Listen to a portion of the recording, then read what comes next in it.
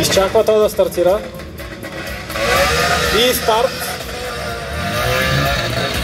Синият трабант вече мина червения, сега е ред на синия. Към момента синият трабант е този, който задава темпото.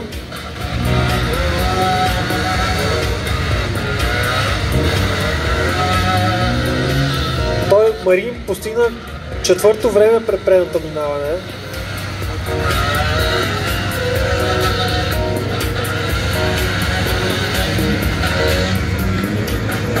Наложи му се да е назад. Това ще му коства време. Интересно как подскача задницата на автомобила, когато се търси сцеплението с предницата.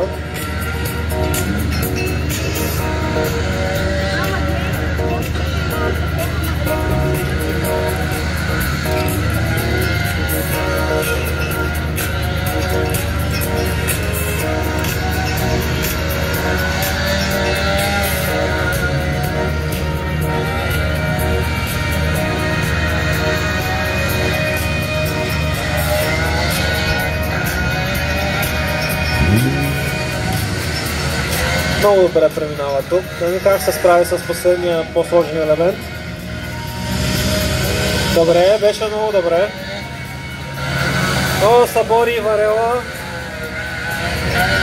И Варела тръгна надолу, надявам се да го удари пак. Успя да го заобиколи. И финал.